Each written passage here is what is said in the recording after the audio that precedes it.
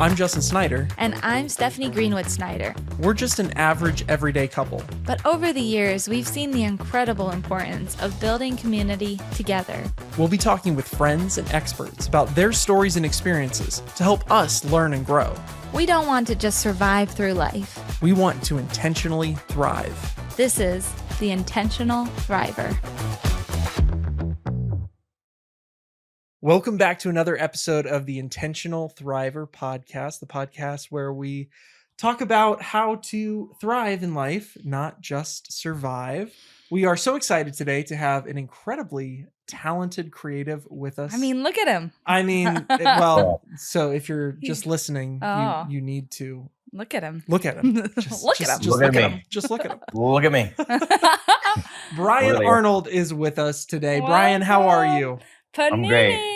Yes, nicknamed Panini. Yeah, that goes way back. That goes way back. To That's been a while since I heard that one. Some crazy college days. Brian has a pretty incredible place connection in our heart to Stephanie and myself. First of all, not only because he was the photographer at our wedding. An engagement photo shoot. Which might have been one of Justin's least favorite moments. Not because of Brian, but because it was so freaking cold. It was, January in Boston? And it was so cold. And we made them this pull poor out little Florida boy. a tandem bike from the 60s. Anyway. And I digress. Brian, you were a trooper. Brian is a huge part of Stephanie and my story because it was actually the first time that Stephanie and I kind of connected and noticed each other. So I will quickly tell this story. First time we spoke to each other. Panini. Freshman year in college, we were all film majors. We were taking this photography class and we were using 4x5 press cameras where you had to develop your own film, blah, blah, blah. We were taking a tour of the dark room, this group. First time. Like 22 of us together, squished together in this little photo lab. Freshman. And Brian coughed. And you did it, I think, kind of like ironically, like you did like, and I was like, quoting from Zoolander, I've got the black lung, Pop. Oh, yeah. Okay. And then Stephanie turned around and was like, I love that movie. And that's where it started. Justin fell instantly in love with me because of you, Brian. Because of Brian and because of Ben Stiller. So thank you, Brian, for bringing us together. This is all your problem, And how 2 kids later, you connected over a movie, a cinematic masterpiece. Zoolander. Obviously, we weren't allowed to watch that movie in college, but anyway, that's another topic. No, really. So for those who know the show, yes, for those who know the show, we always like to start off with a few things that we appreciate and admire about our guests. And aside from being like the ultimate matchmaker, Brian, so kudos to that. No, a couple things I really appreciate about Brian. Number one, Brian is a very incredibly talented artist. You are a photographer and filmmaker as well, right? Like you've done a lot more video type stuff within your commercial work, and we're excited to hear more about that later. But something else I really appreciate about Brian is very cool under pressure.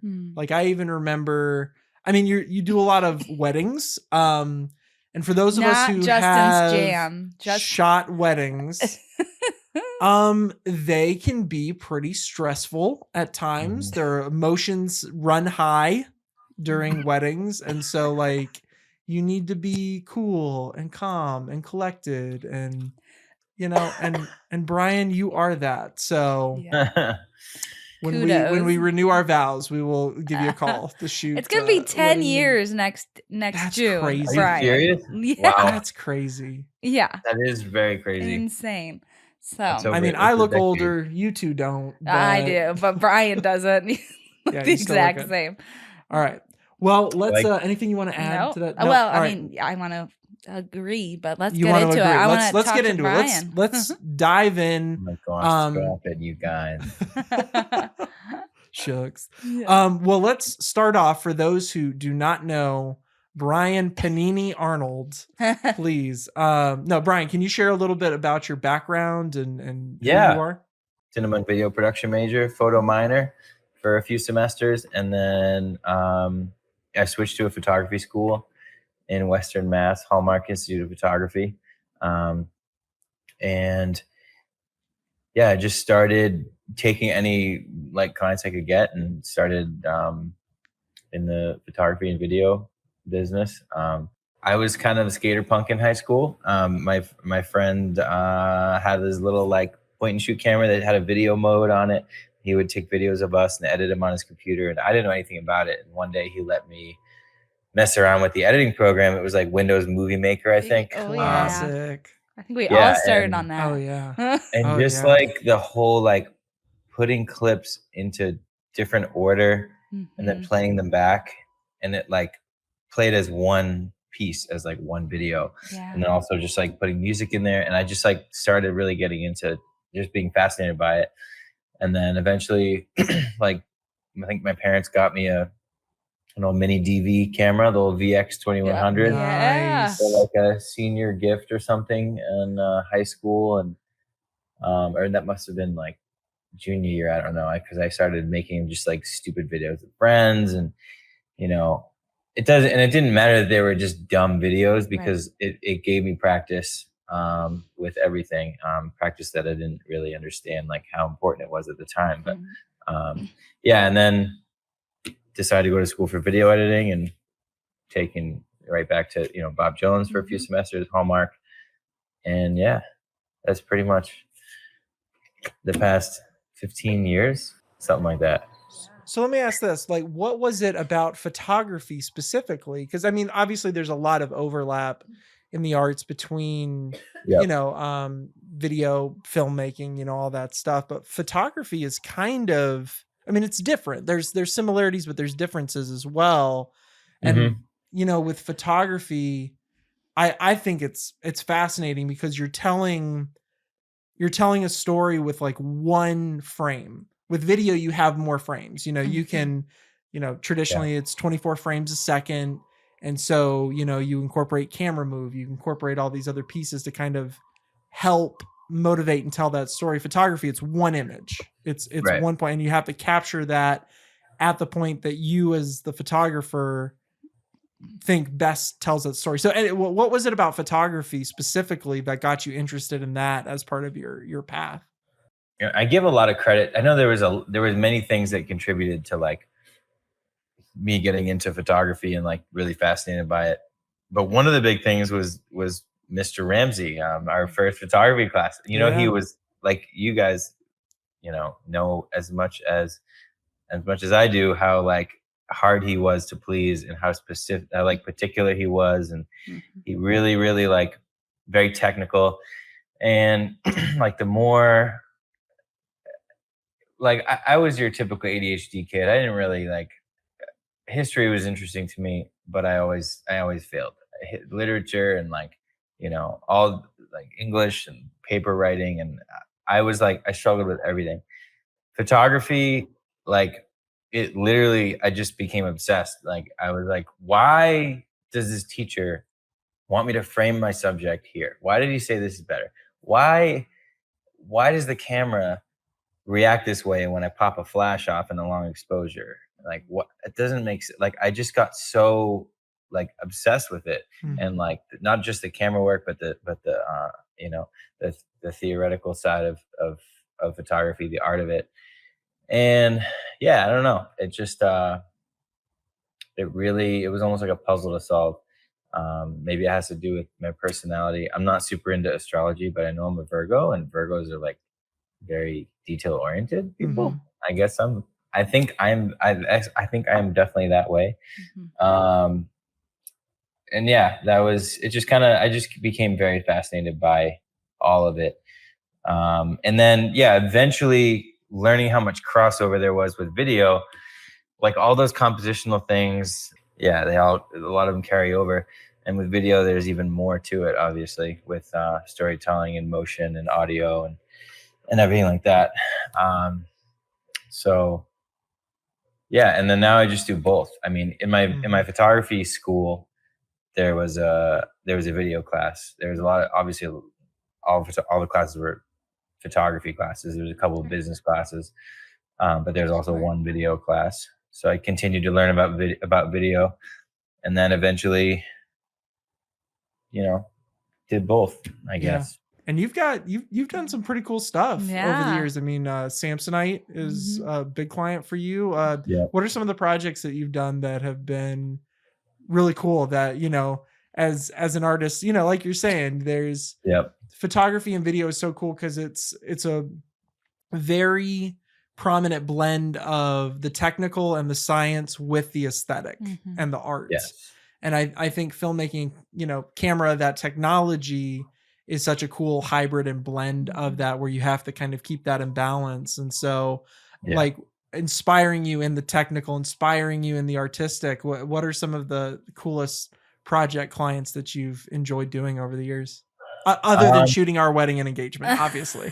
Obviously, that's number one. But that was obviously the peak of my career. Sure, of course. Other than that, we've gotten tons of work with Samsonite. They've just been, so their headquarters is like 10 minutes from my house. They're nice. Headquarters, so it worked out well.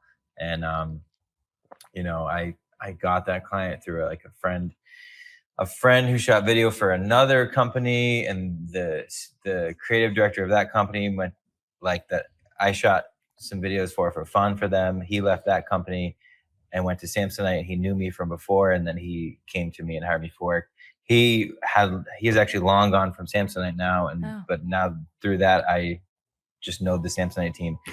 But anyways, so that's so be nice to people because you never know. Oh man, what a big life lesson that is. Sometimes shooting videos for free isn't too bad of an idea, but obviously you got to know where to draw the line. Absolutely.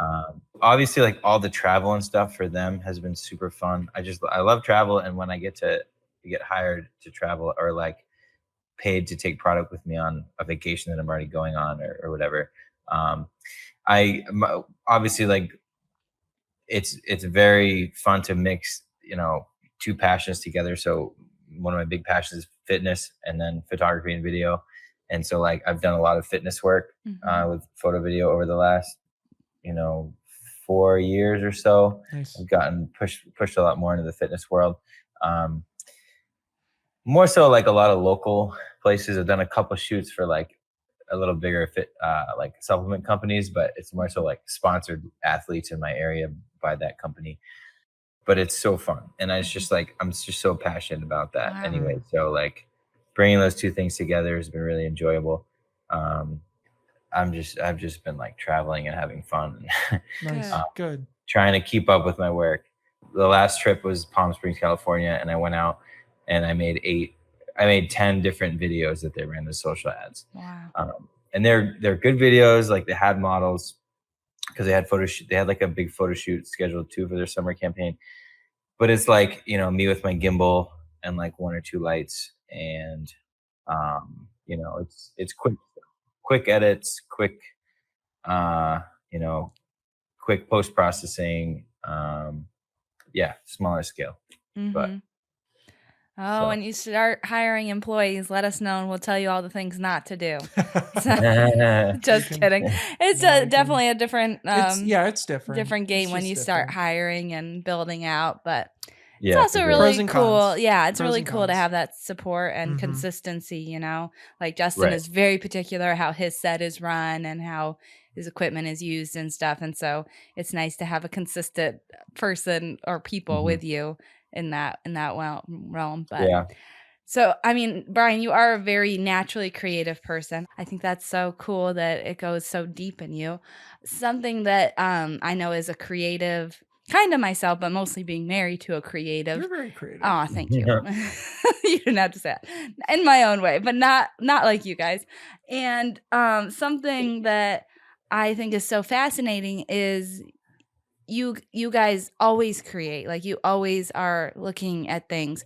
What are ways that you are able to get not re-inspired, but what inspires you? What is activities that you find that are effective in helping you recharge, maintain your creativity, things like that? Because burnout's a very real thing in the creative world. Very much so. So, I mean, you've been doing this for a pretty long time. How have you retained your passion for it? A couple ways. So like I heard a saying like actually kind of recently that stuck with me, and it was I guess I think it's by a chef, like a famous chef. He said, like, if you want to be a good chef, you have to eat good food. Mm. Develop that taste. So like seeing other people's work and staying inspired in that sense, like watching good videos and like actually like pausing like TV commercials and looking Yeah. at the Oh, frames and yes. saying, how do they do that? Or like that color grade is like so beautiful, or all that. That's very inspiring to me. And then learning new techniques, programs, getting new equipment, nerding out over stuff. That's always fun. Another thing I heard from one of the guys I graduated Hallmark with, I don't know if he was on a podcast or if I heard him say this at like a guest speaking event at the school years after we graduated or something like that. But he said it's always good for any artist to have two art forms, two outlets of artistic expression. So like for him, he's a photographer and he made music at the time. And just like not having your only artistic outlet as what your job is. Like, like photography and video is like how I make a living. Like, and I think it's good to to have just another form of art where you can just like let yourself create freely with no fear, no judgment or anything, just like flow. Just needs to like be worked, or even just like let it run free, like the inner child, just let it run free. I don't know. I love that. Less stakes, less like fear of failing. Mm-hmm. That's a really good point. I want to go back a little bit and talk, you were saying within one thing that's inspirational for you and helpful for you is like looking at the work of other people and being inspired by that. Do you ever like, how do you find balance? And maybe you don't struggle with this at all. Maybe it's just me. Like the comparison element of there are so many incredibly talented artists in the world. And I think with social media out there, like you're able to see so much more of people's work and things like that. And like you said, I think that can be incredibly inspiring. Do you ever find that it can be, maybe discouraging is the wrong word, but like you kind of look at that and be like, man, I am never going to be that good. Or like, man, that person is shooting with that camera and those lights and those lenses. I'm never going to be able to afford that. You know what I mean? Like, how do you find that balance in like being inspired, but not comparing yourself to a point of discouragement? I don't know, to be honest. It's very hard.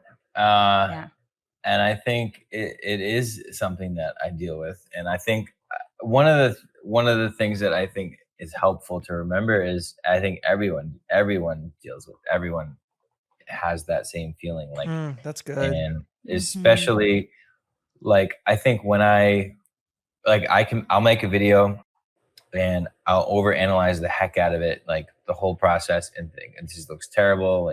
You stare at something too much, and then I'll export, upload, whatever. So and I know that like someone else watching that video for the first time, they're thinking those thoughts when they're seeing my video. But I'm thinking, when I'm looking at the video, I'm thinking like, it's just not at that level. Like it's not that other level. I just need to like, what am I missing? But I've been staring at the video for 12 hours, editing it. So, remembering that stuff too. And also like, when you think about it, like when those thoughts come into your mind, where are you usually, what's the context in which you're struck with those thoughts? It's always on social media, right?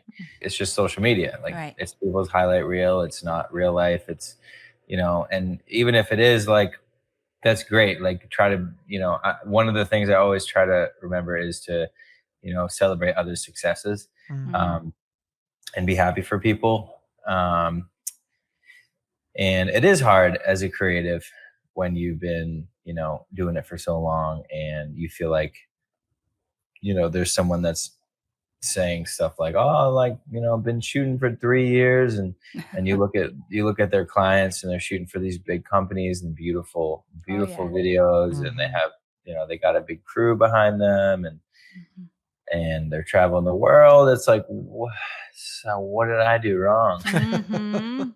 Yeah. But then there's people that are been doing it for longer than you have, and they have the same attitude that, you know, or they've been doing it for half as long as you have, and they just have a hard time getting started and they can't get things off the ground.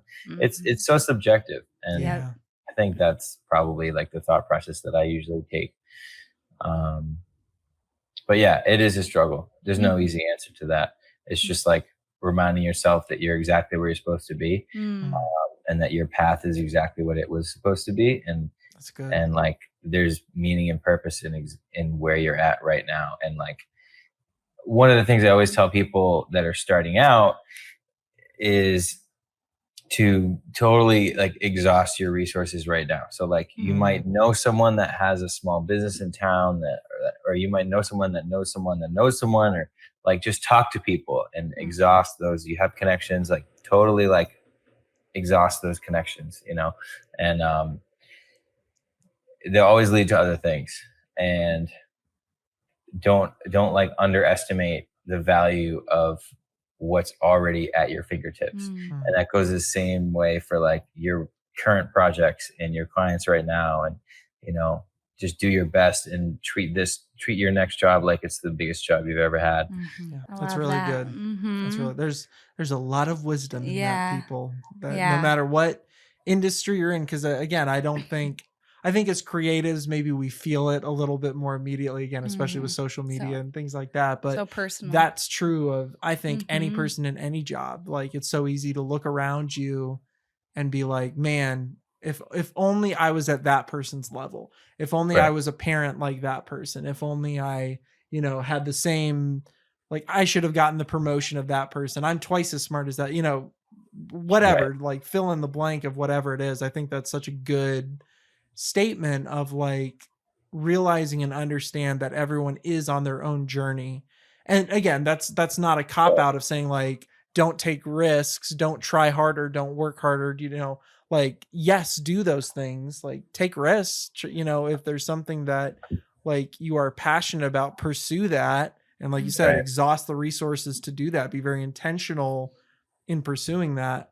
But at the same time, like giving yourself grace in that too, that there is a reason that like you have the background that you do, and that like the timing of when you get, because I mean, some creatives, like their parents were creatives and they instilled that in them from the time they were like kids and helped them get their first job. You know what I mean? Like, it's so easy to compare and get frustrated by that comparison. Or the entrepreneurs. You know, like being a first entrepreneur. I don't know what your parents were like, but that's a hard hard thing to step out in. If you're like the first person in your family who's an entrepreneur, that's difficult. That is difficult.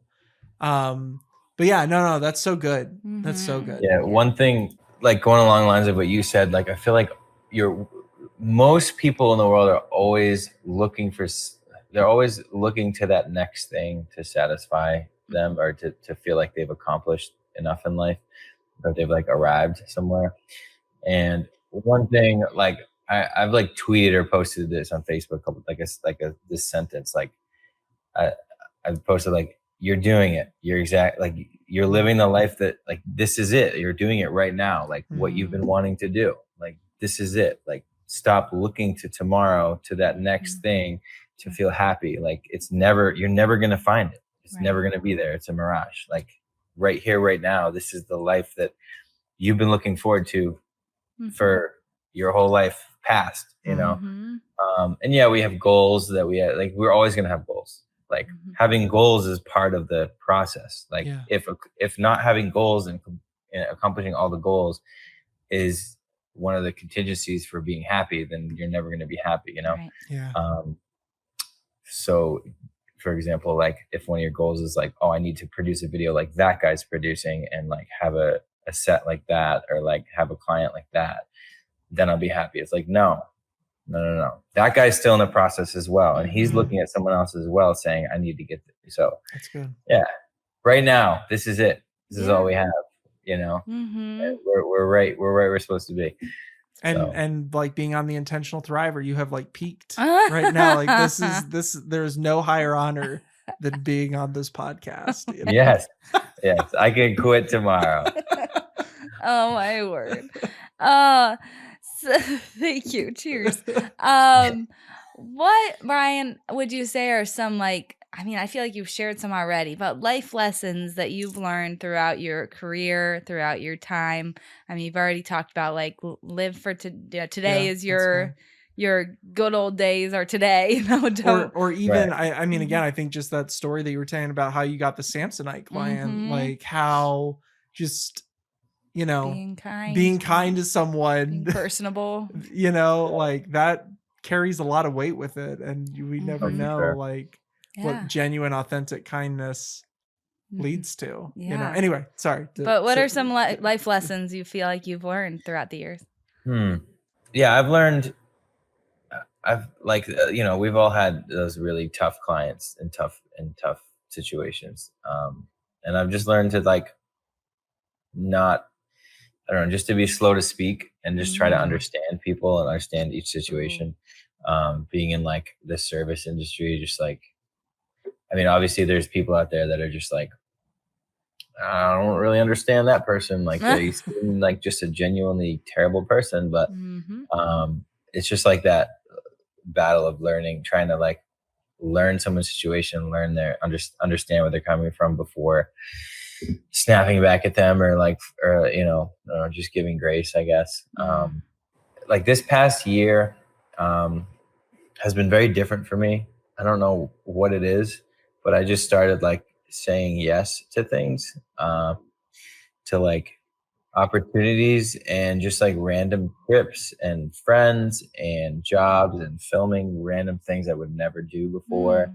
And just like not worrying about what people would think of me doing those things. And it's just been like, it feels like this past year, not even year, has been like, you know, 3 or 4 years just stuffed into one. And it's been very fun.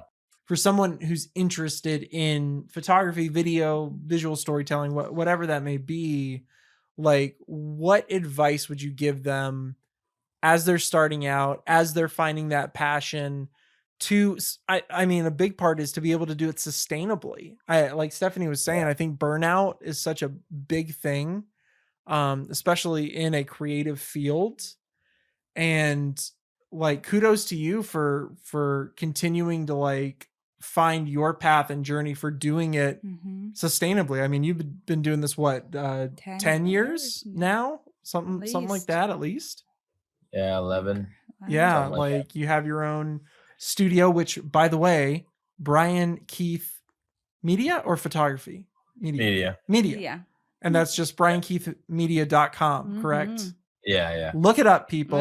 Some awesome. Some good stuff on there. Are we still on there? Oh yeah, definitely check that out. I need to update that website pretty desperately. Some really cool stuff that Brian has on there. I don't know if our pictures are still on there. But cool. You know, obviously viewership went way down once our pictures got pulled, but it's fine. It's fine. No, you guys were the rocket fuel that sent me Sorry, going back to the question of like, what advice would you give to people to be able to do this sustainably, to stay motivated, to keep enjoying it, you know? I mean, I think there's so many different like aspects of the business. Like there's like how to create better videos, like creatively. And then there's like the business side of it. Make the most of your resources, first of all. And then like the big thing is like, you don't know what jobs will lead to what jobs. Like, you know, like I've got 95% of my work from referrals and word of mouth and just like people telling others about other people. Google, you know, people Googling me is, you know, happens. But yeah, people talk, and if you do a good job, they talk and they know people. And then, yeah, the other thing is just to stay inspired. And we already talked about like inspiration, but like, yeah, don't settle with your routine. You know, a lot of like guys who have been in it for like, you know, I'll shoot weddings and I'll meet like videographers who they're still using cameras that they used, 12, 15, 20 years ago, and their weddings are the same style with the same music, with the same everything. And it's just like, and that's fine. Like, some people like that and if they're getting work, but yeah, just to stay modern, to stay inspired, and to, yeah, if you want to be a good chef, you got to eat good food. Mhm. So just continue to inspire yourself, and work hard, and trust the process. I know that's so easy to say, trust the That's good. process, but like, yeah. And just one of the best things that one of my instructors said at Hallmark was he's like, Brian, you know how I know you're going to be all right when you finish school? It's like, you're just a good guy. You're a nice guy. And I was like, all right, dude, like, whatever. Like, I was like, I appreciate that. Yeah. But like, Yeah. I don't know how much that's going to do, whatever. But like, it's very, very true, because not just because like, I'm a great guy and like everyone likes me. It's more so like, it's pretty rare, like in business, like a lot of people are just so cutthroat. Like Mhm. it's not that common to actually come across people that like will really just be vulnerable with you and like Mhm. transparent and like talk to you like a human being and like Mhm. be understanding and actually care about you Mhm. in business, and instead of just like worrying about themselves and their paycheck and their exposure and blah blah blah blah. So yeah, that's important for sure. Mhm.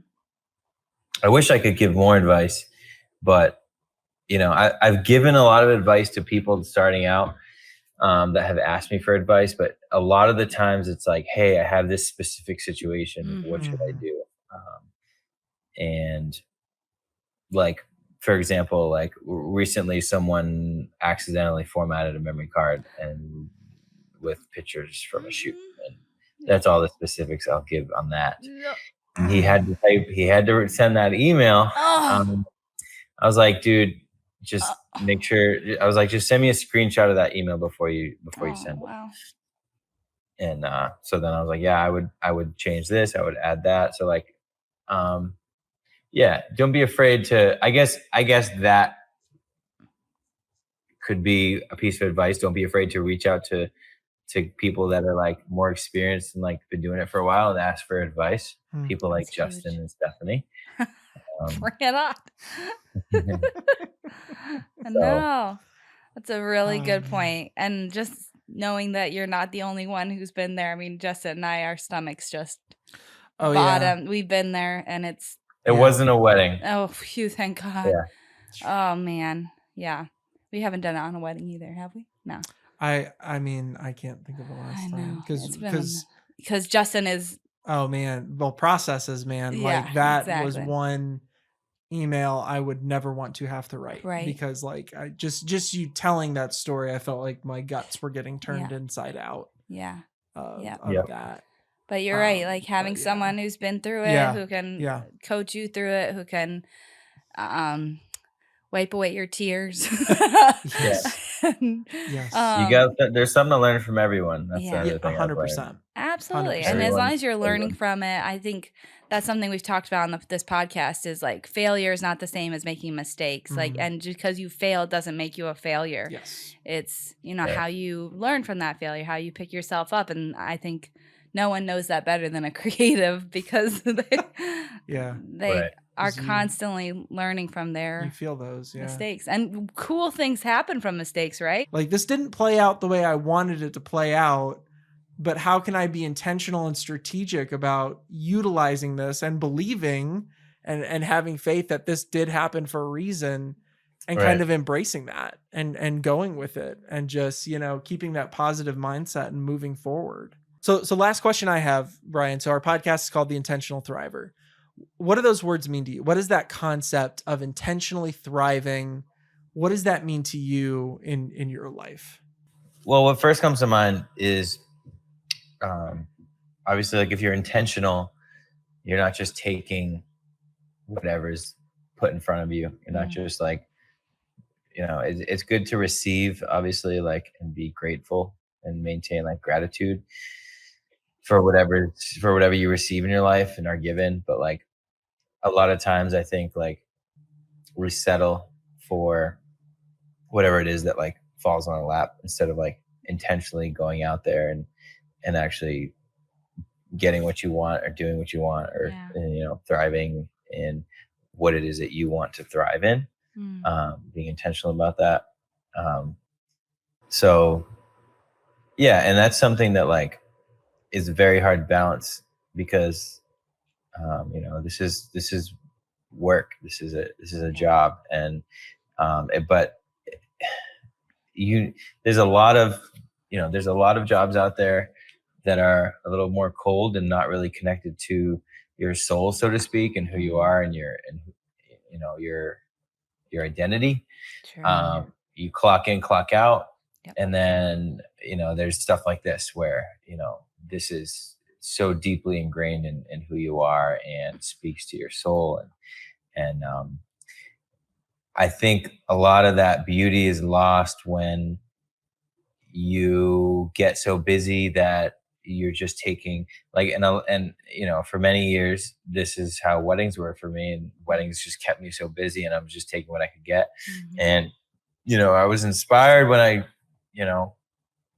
it's inspiring and fun to shoot certain things in weddings, and like, or when you're shooting a wedding video that just turns out really awesome and you get to watch it. And there's those moments, those rewarding moments.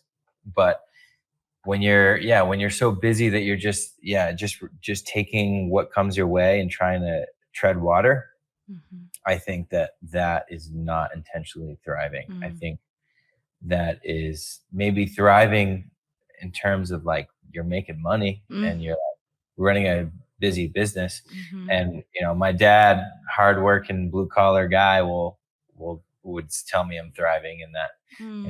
He works on trucks and he's a self-starter and hard worker kind of guy. And he was actually the one that I remember a long time ago, probably the second year I was in business, I was talking to him and I said, I'm like, I just don't know. I never really wanted to do weddings. Like, I don't know if I want to do weddings. Like, it's not something, it's something that I wanted to do just to like, help me like make some money so I could get more into commercial work, do what I wanted to do, what I want to do. And he looks at me and he's like, the problem is you don't want to work. It's like, you don't want to work. It's like, it's work, Brian. It's work. You're making money. I'm like, okay, I guess you're right. But yeah, there have been those years where like, you're just treading water. You're like, like last spring. So last year was my busiest wedding year ever. And I think COVID kind of like, pushed everything over. I had like 35 weddings and, shooting all that myself. And I think in November I had like 16 weddings backlogged that I had to edit through. I think I finished in like late February. Intentionally thriving in the sense of like checking in with yourself. Like, okay, am I just making money? Am I just surviving? Like how's my my soul? How's